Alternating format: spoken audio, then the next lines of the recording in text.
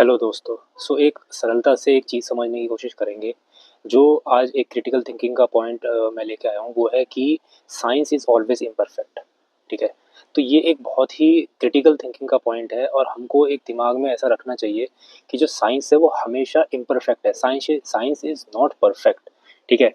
तो video science की बुराई करने के लिए नहीं है, साइंस को नीचा दिखाने के लिए नहीं है, पर ये समझने के लिए है कि एक आम जनता जब अपना डे टू डे ज़िंदगी जीता है, अपनी दिनचर्या जीता है, तो कई बार उसको ऐसे बोला जाता है कि ये चीज़ साइंस ने प्रूव की है, वो चीज़ साइंस ने प्रूव की है।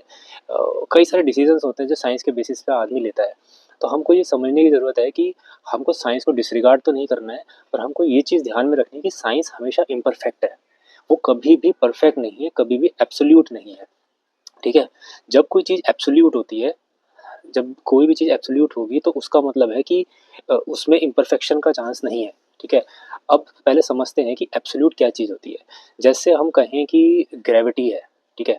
नाउ हमको पता है कि कोई चीज़ हम ऊपर से फेंकेंगे तो नीचे ही जाएगी। ठीक है, क्योंकि ग्रेविटी उसको खींच रही है, तो ये होती है एब्सोल्यूट। ठीक है। एब्सोल्यूट साइंस वो भी साइंस में ही आया, बट वो एब्सोल्यूट है। फिर भी उसमें उसमें कोई ये नहीं कह सकता कल को जाके कि भाई ग्रेविटी नहीं कुछ और था। ठीक है। कुछ और नाम दिया जा सकता है, पर सबको पता है कि वो चीज़ नीचे ही खींचेगी आपको। जैसे कि मतलब वही है कि इंसान जन्म भी लेता है और इंसान मृत्यु की ओर भी जाता है, तो ये भी एक एब्सोल्यूट साइंस है। वो जो होना है वो होना ही है। ठीक है। तो वो हो गई एब्सोल्यूट साइंस। इम्परफेक्ट साइंस ये हो गई कि जब हम देखते हैं कि भाई फलानी रिसर्च आई है, ये आया है, उस रिसर्च के बेसिस पे हमें ये दवाई खानी चाहिए या हमें ये खाना चाहिए, ये पहनना चाहिए या फिर हमको ये करना चाहिए। तो वो क्या कर रहे हैं कि वो इम्परफेक्ट इसलिए है कि वो गिवन सिचुएशन के हिसाब से, गिवन कंडीशन के हिसाब से, गिवन डेटा के हिसाब से हमको जो है बताया जा रहा है। ठीक है। वो इम्परफेक्ट है। उसमें कल को कोई नया साइंटिस्ट आके एक नई रिसर्च करके बोलेगा कि भाई ये जो साइंस थी ये गलत है, अब मैं नई लेके आया हूँ और अब इसको मानो, तो फिर पूरी जनता जो है उसको सर्वोपरि मान लेती है कि भाई ये परफेक्ट है। सर्वोपरि वर्ड गलत हो सकता है शायद, पर समझने की बात यह है कि उसको उसको सबसे टॉप पे मान लेती है कि भाई अब ये परफेक्ट साइंस है। ठीक है। एग्जाम्पल के तौर पे समझेंगे कि जैसे केमिस्ट्री में एक पीरियोडिक टेबल होती है। ठीक है। अब हम सबको पता है उसमें कुछ 100 110 एलिमेंट होते हैं। गलत हो सकता हूँ मैं, मेरे को याद नहीं, पर एग्जाम्पल के तौर पर मान लीजिए 100 एलिमेंट है उसमें। एक पीरियोडिक टेबल होती है, सबने देखी होगी। तो अब क्या होता है कि मान लीजिए आज से 10 साल बाद कोई नया एलिमेंट आ जाता है, तो 101 एलिमेंट हो गए। ठीक है। उसमें वैसे जगह छोड़ी हुई है उन्होंने नए एलिमेंट्स के लिए, पर उस जब वो नया एलिमेंट आया वो पूरी पीरियोडिक टेबल को हिला देगा। ठीक है। वो कहेगा कि भाई ये यहाँ आएगा, वो फिर वो वाला अलग चला जाएगा एलिमेंट, वो वाला अलग एलिमेंट अलग चला जाएगा। तो इस हिसाब से जब तक वो एलिमेंट नया फाइंड नहीं हुआ तब तक तो हम जो है हमारे पास उसको हम बेस्ट ऑफ द बेस्ट मान रहे हैं ना।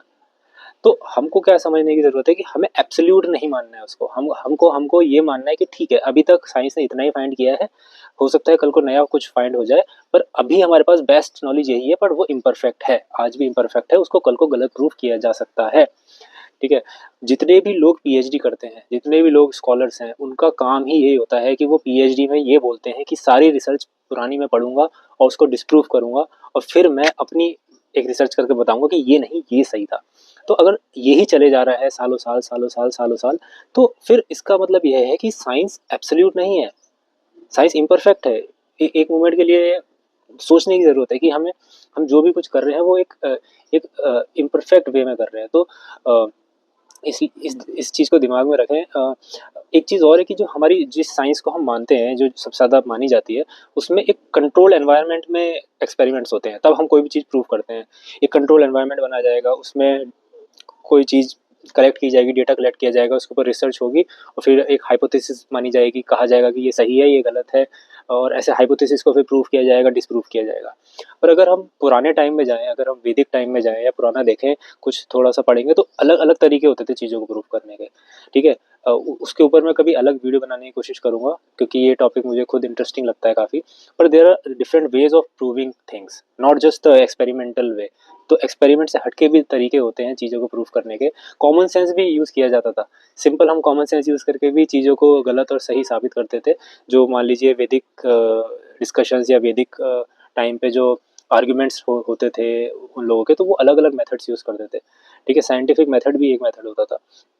पर आज के टाइम में साइंस वाले मेथड ही माने जाते हैं।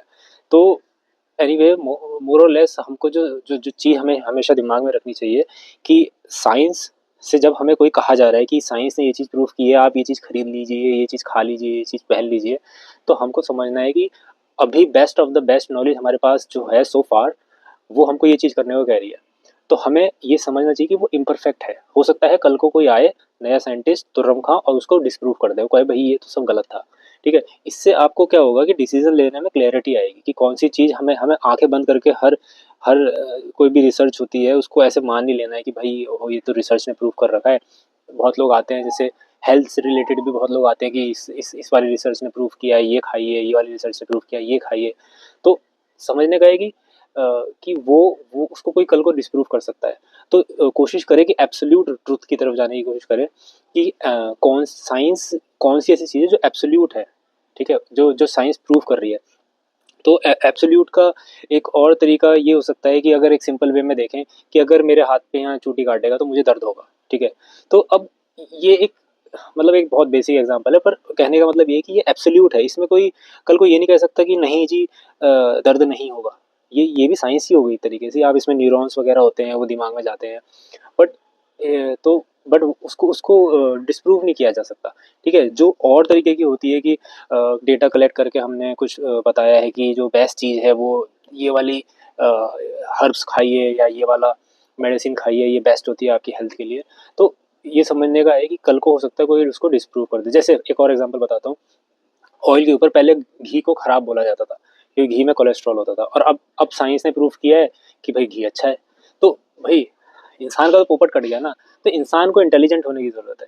इसलिए मैंने कहा ये क्रिटिकल थिंकिंग वाला पॉइंट है। एक जनरल जनता को समझने की ज़रूरत है कि जस्ट बिकॉज साइंस आगे हमें बोल रही है तो हमें आंखें बंद करके मान नहीं लेना है कि हमें समझने का है कि ये क्या कल को इसको डिस्प्रूव किया जा सकता है, क्या ये एब्सोल्यूट ट्रूथ है। ठीक है, तो तो ये एक छोटी सी वीडियो थी, अपना थॉट शेयर करने का मेरा पर्पस था। आई होप किसी को ये हेल्प करे सोचने में, और हो सकता है अगर हेल्प करे तो शायद और से शेयर करें। बहुत ही बेसिक है, हो सकता है कोई सोचता ना हो इस तरीके से, हो सकता है सोचते भी हो आप, बहुत ही बेसिक चीज़ है, पर I just wanted to share my thoughts. So thank you for watching.